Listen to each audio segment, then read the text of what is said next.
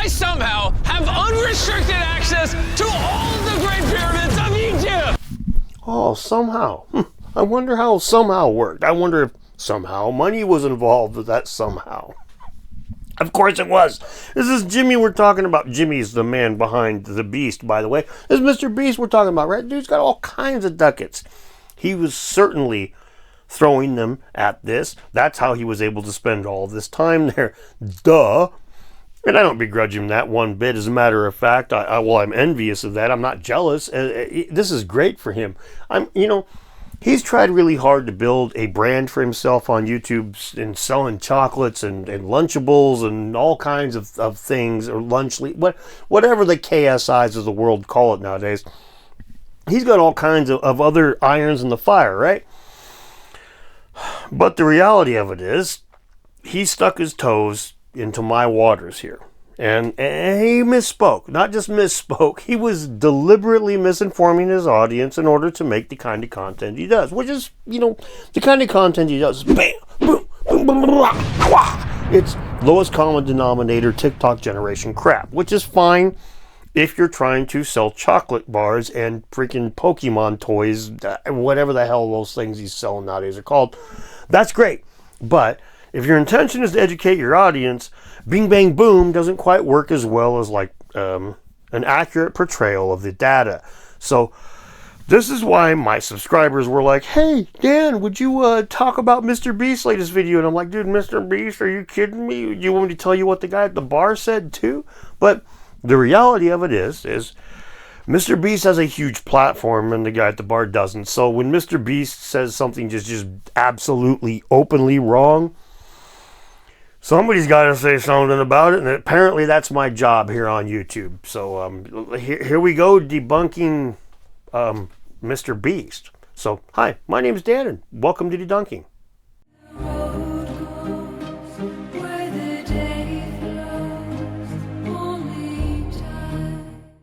Going into the tombs of ancient pharaohs, places that are literally illegal to enter because they're incredibly dangerous. We'll even be swimming through a secret underground tomb beneath the pyramids. Oh my God. We've only been granted 100 hours to explore, and we're gonna start right now. Oh, only had 100 hours, huh? Well, I'm sure money had nothing to do with that either. Of course it did, right?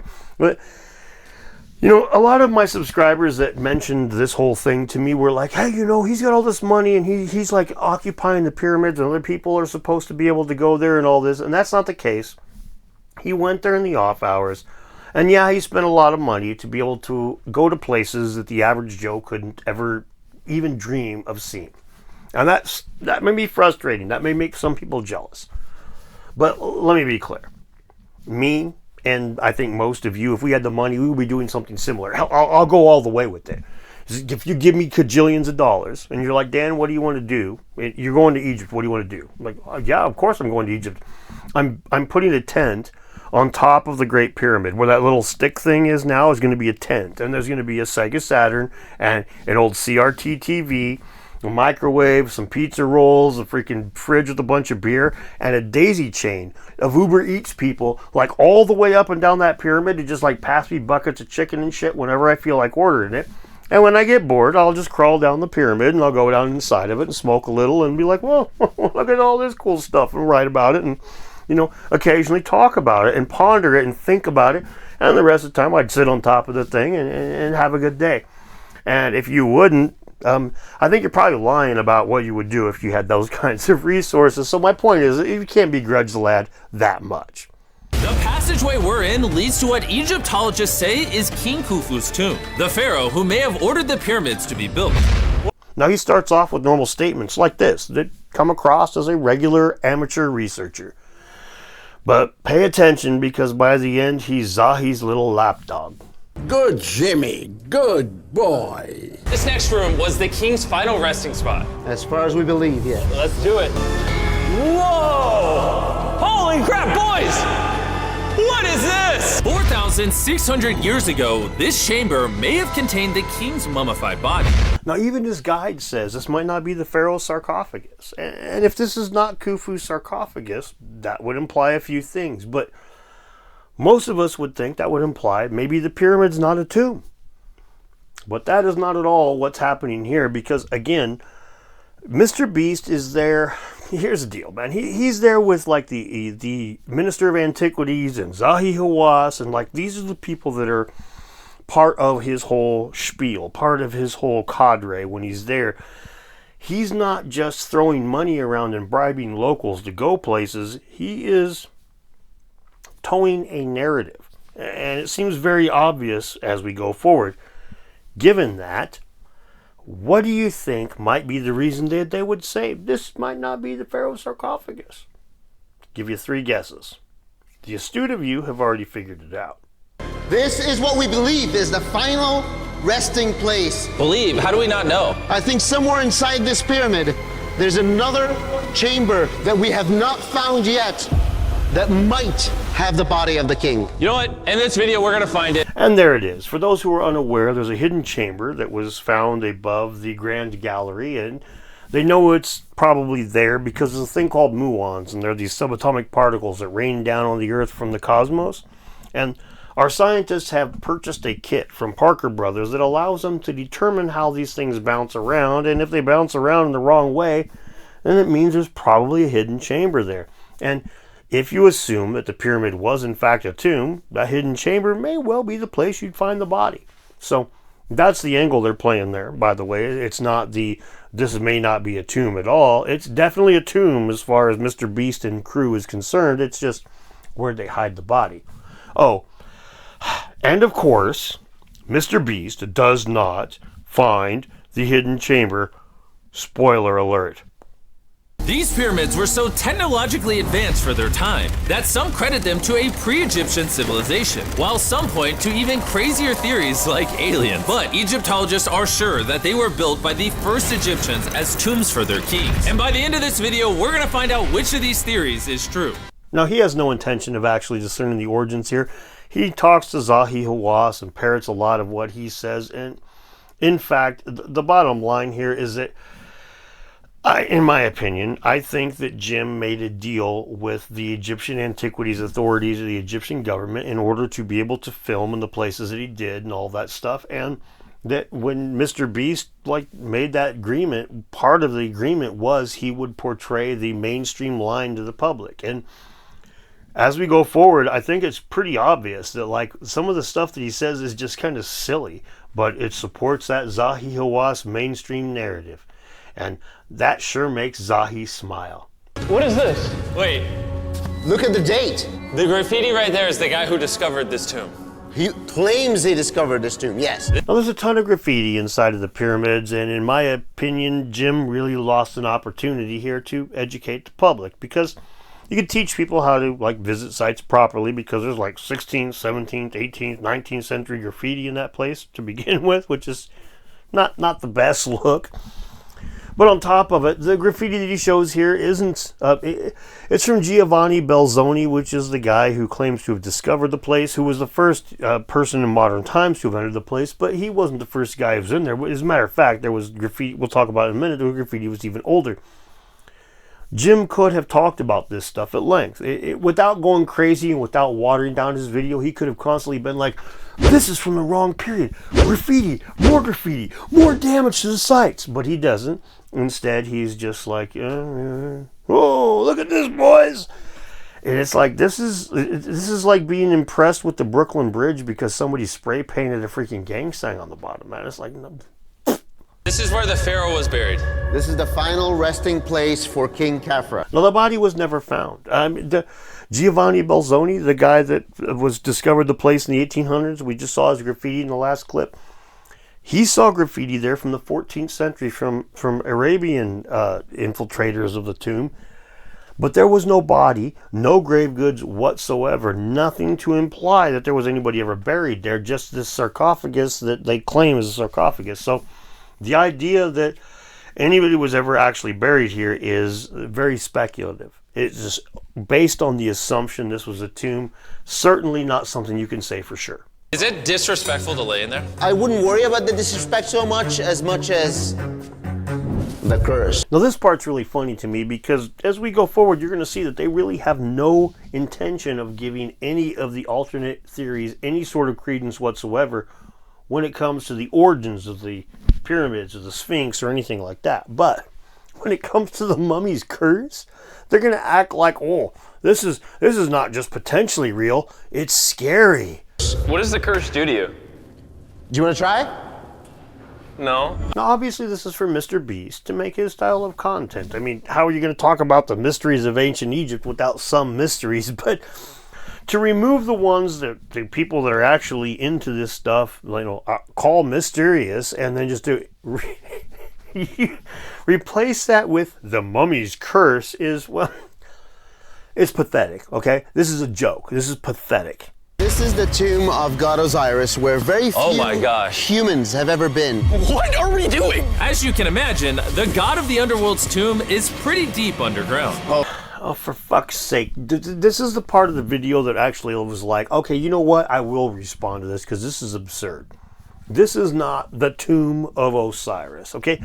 Osiris's tomb was a big deal in Egyptian mythology. The Osirion, most of you have heard of, is said to be a replica of Osiris's tomb. So is this underground structure that they found, said to be a replica of Osiris's tomb. A replica of Osiris's tomb. A ceremonial center, a place that they pretended that they were in Osiris's tomb, a place where they reenacted the sacred rites from millennia before as far as they were concerned. Now, why would they misportray this in the video? Because what good is going down into a fake god's tomb compared to a real god's tomb? And that, my friends, is so pathetic. Because, yeah, this makes it cooler for his video, makes it get more clicks. But, dude, you are lying to millions of people, Jim. Millions of people walk away thinking you went down to a tomb that the Egyptians think was really Osiris's tomb. None of the ancient Egyptians believed this was Osiris's tomb. Not any of them. This was built in like 600 BC. This is like one of the most recent things in Egyptian history as far as ancient Egypt goes. Chandler is heading to Osiris's resting place. All right. No, he's not. He's going into a muddy underground complex that held neither the body of a king or a god. Right in the center of the room is the sarcophagus of God Osiris. Right here is supposedly the gateway to the underworld. Yeah, so try to get in. Now, do you see this bullshit? This is why people, I'm pretty sure this is why people ask me to cover this video. This is ridiculous, okay? This is not anything like what he's portraying it. It was never considered by the ancient Egyptians to be anything like what he's portraying it. It is just one of many potentially emulations of Osiris's tomb. The cool one would be the Osirion. That's the one to go check out. But you know what? That's been done to death. You don't have to spend big bucks and have a guide you to the Osirion. You can just kind of go check it out. It's just available to the public. It's above ground. So it doesn't make for as good of content. You can't say, like you can with this. Again, pathetic, because the Osirion is actually a mysterious sight, and this fucking hole in the ground is just a fucking hole in the ground, man. The Osirion is worth talking about, worth checking out. Even the ancient Greeks, when they carved the graffiti on the Osirion, they were carving shit that was like sacred geometry stuff, because they were like, this is Hermeticism, this is amazing, this is the kind of things we believe.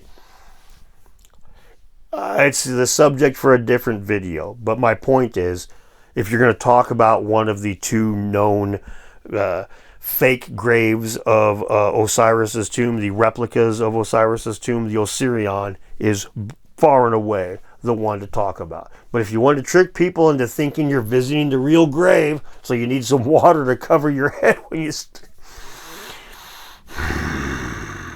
This is the king chamber, and it has a vaulted ceiling to relieve the weight. How did they know that 5,000 years ago? If you can build a pyramid, You can build anything. you can do anything. You can do anything. Now, this is Menkare's pyramid, and this is a...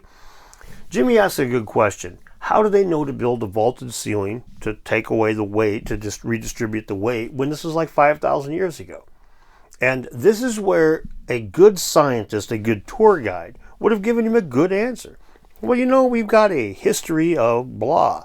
Instead, he gets, if you can build the pyramids, you can build anything. It's fucking propaganda, man. If you can build the pyramids, you can build anything? What the fuck kind of bullshit, stupid ass answer is that? Hey, man, how do you make a Long Island iced tea? If you can make a Long Island iced tea, you can make anything. What the fuck kind of answer is that? How do they figure out how to change the first tire? If you can change a tire, you can change anything. What the fuck kind of answer is that? This is just lowest common denominator bullshit. So aliens didn't build the pyramids. Aliens, come on, don't break my heart. We have 124 pyramids all over of Egypt. So each time I'm calling aliens, come build a pyramid for me. Cannot be like this. Egyptians were the builders. Tariq, What? don't bring up aliens again. You did. Egyptians built it. If you can build a pyramid, you can do anything. Now, while I don't think that aliens built the pyramids, I do find this path of logic absurd. Okay? So, we've got a handful of pyramids that are really impressive. And we got a bunch of piles of mud brick rubble that are also pyramids. Now, say for instance, just say for instance that aliens were involved. Which ones do you think they helped build? The impressive, big, standing ones thousands of years later, or the mud brick ones that fell to shit in 200 years?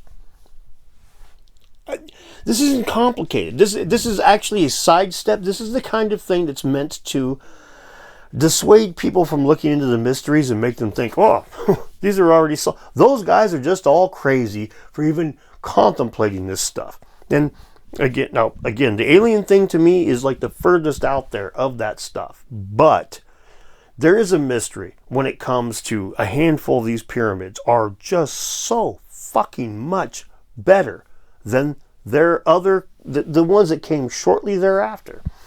And you can disregard this and just say that, there was hundreds of pyramids or 100 and some odd pyramids built, and ergo they just kept doing it. But it doesn't do this. It goes, it like starts up and then crashes.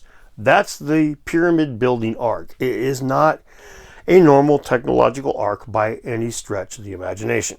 And now we're at the Sphinx with Dr. Zahi, the man who basically found everything here. Zahi Hawaas. Yeah, he has found a lot of stuff on the Giza Plateau. But so has Mark Leonard. And the thing is that Zahi is not the most trustworthy person that has found things on the Giza Plateau. As a matter of fact, by his own colleagues, twice at least, he's been accused of facilitating the theft of antiquities or the distribution of antiquities outside of the country.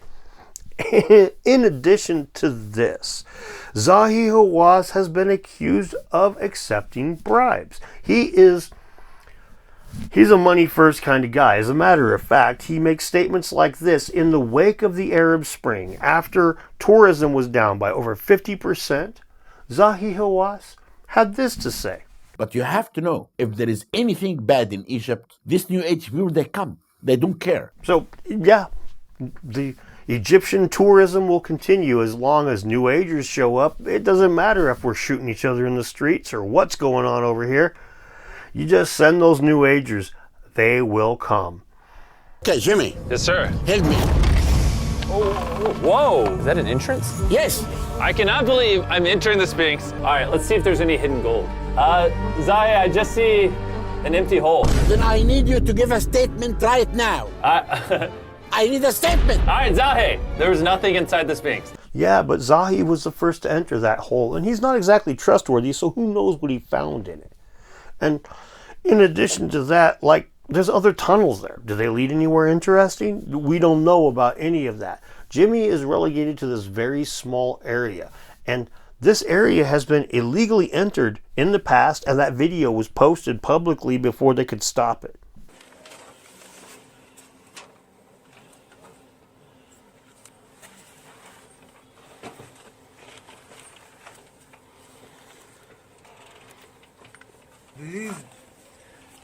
No.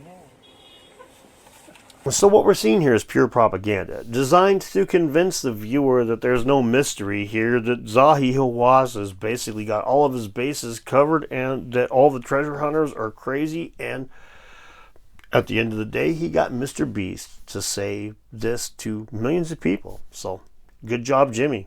Good Jimmy, good boy. What better way to make history than by leaving a message for the future? How long do you think this paper will survive down here? Thousands of years. Really? We'll dig it now. With the letter, can I bury this gold swarm? Perfect. This is worth $10,000. Really? This is for the future. This is worth $10,000. Really? That little Pokemon was sold on the black market for like enough money to buy a case of cigars and a couple of bottles of wine, and Zahi's already gone through those. Now, I could be wrong. It could be that somebody else that was there got to it first, in which case Zahi's trying to find out who it is to get him fired. Wow. And I know what you're thinking. Just because the writing on the wall says the people who built the pyramids are buried here, it doesn't actually prove that they were. And I thought the same thing until I saw this. Wait. Is that what I think it is? Is that a skull? Zahi, I need to ask you something because they're going to question this. You did not put the skull here. No. This is the exact location of the skeleton. From 4,600 years ago. Yes, we'll not move it And at you're all. letting... No, you don't know what I'm thinking. Not at all. There are all kinds of hieroglyphs covering those Workmen tombs, and none of them say specifically they were working on those 3 big pyramids. None of them say that. So, while these people show signs of having worked on big structures, there are tons of other things all over the Giza necropolis. There was 100 and some odd pyramids in Egypt, right?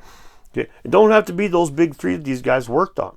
And a dead body in that place is assumed to show up. Okay, we assume you will find graves. We don't assume that those graves were associated with the Great Pyramid or the other 2. Now, you can say that you think that they were, and that's fine, but there's no evidence for that. Okay, that is completely just assumption on your part. So when Jimmy says things like this is why you keep saying that aliens didn't build the pyramids, because the workers' bodies are literally here. This might be the coolest thing I've ever done. It seems pretty clear to me that he's fulfilling a part of his bargain that allowed him access to those sites. I could be wrong, but I don't think I am. They went through all this effort just to create a decoy chamber. Correct, which makes you wonder. Is the chamber we found the real chamber? Is it also a decoy? Which would imply that Khufu's body could still be in here, somewhere in the pyramid, proving that the pyramids were built as tombs for the kings of Egypt. No, they are now under the Great Pyramid in that chamber that's hewn from the bedrock underneath the edifice. And I have to say, this is the stupidest logic I think I've ever heard in any video that I've responded to. I mean, so you assume that this room is a decoy tomb. You assume that this room is a decoy tomb. Ergo, there must be a real tomb. Okay, so say for instance that I tell everybody that I have millions of dollars hidden in my house. Then I hide it in my mom's house. But then I have 2 safes in this house that are both empty, but that are both like hidden and they have locks on them. Do the existence of those 2 safes in this house prove that there's the real safe in this house? I mean, this is stupid, man. This is ridiculous. And this is assuming that the guy that was, say you're the Pharaoh Khufu, and say that the mainstream narrative of building the pyramids is accurate, and you're the Pharaoh Khufu and it's the 4th dynasty, and you're like, man, I'm fixing to die. These pyramids are kind of getting popular. You know what? Go put a dog in my tomb and bury my ass out in the desert in an unmarked fucking pit where nobody knows where I'm at. That way my body doesn't get molested. Now, that's not insane, is it? Okay? So, I mean, there's so many... The logic here is just like... Once again. It literally not only doesn't make no sense, it's like droolingly stupid. Throughout this video, we have learned as much as we could about the origins of the pyramids. No, we have not. We have learned nothing. Nothing of substance, nothing of fact. And as a matter of fact, the way this video ends with a nice little fluff piece tells you everything you need to know. And the Egyptologists have shown us the best evidence they could find. Egyptians were the builders. From the workmen's tomb, to the skeletons buried nearby, which had all been affected by manual labor, to looking under the Sphinx for secret rooms and treasure. There's not aliens down there. To researchers, this graffiti is the nail in the coffin for anyone who doubts that ancient Egyptians built these pyramids as tombs for their pharaohs. Now, boy, oh boy, do you see how this leans one way? I mean, he's trying to tell us that the cartouche, which, by the way, has been questioned by many alternate researchers. Now, I'm of the opinion it's probably accurate. I think the pyramids were built on many times, but a lot of alternate researchers question that cartouche. But he says researchers accept the cartouche. It's like, some of them do, some of them don't.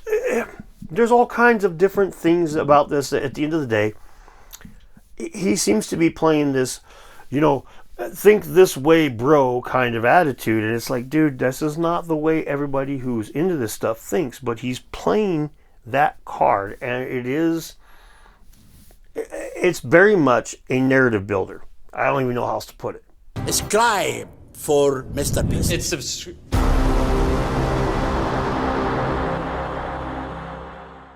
You know, this one wasn't exactly normal for me. Jimmy is not very knowledgeable in this stuff, and Zahi used him to, like, spread falsehoods or, like, to spread propaganda, or however you want to look at it. And Jimmy's the kind of guy that I almost feel like I'm picking on a guy at a bar or, like, some kid or something who doesn't really know what he's talking about here, because clearly he doesn't have an idea of what he's getting into here. He's just trying to make a buck. And I get it, dude. This is YouTube. I do YouTube and it pays my bills nowadays. And I tell you, it's a sweet fucking gig. It really is. Even I'm not half the size that that guy is. I'm not even a fraction of the size that dude is. It's a sweet gig. So I'm sure that he's having a great time with this. But he is not spreading accurate information. I don't even know how else to put it. It's like, you can say whatever you want to make all of the money that you want, but if you spread falsehoods, I don't know how to put it. Guys like me are going to come at you. And when you get things that are really, people are passionate about, like the pyramids, dude, we're going to come at you, like, kind of hard. And my shtick is correcting people that get things wrong, but it's also not being a complete asshole about it. So I'm trying to be chill with Jimmy here. You know, honestly, dude, what is it to really be mad about here? I mean, he doesn't know that Zahi Hawaas is a shitheel. He goes to the freaking Egyptian government and he's like, hey, I'm going to spend a bunch of money to, like, film in some cool places. What can you tell me? And Zahi Hawaas is just like, oh, well, I've got a chance right now to make money and propaganda at the same time. So Jimmy just goes waltzing into that, and we get what we get. Oh, speaking of Jimmy, I just want to say one thing to my good friend Jimmy Corsetti. Tonight, when you're laying down, you're trying to sleep, your eyes are almost closed, and you're in that spot in between dream and fucking life, I want you to think of this sound. Good, Jimmy. Good boy. Have a good night.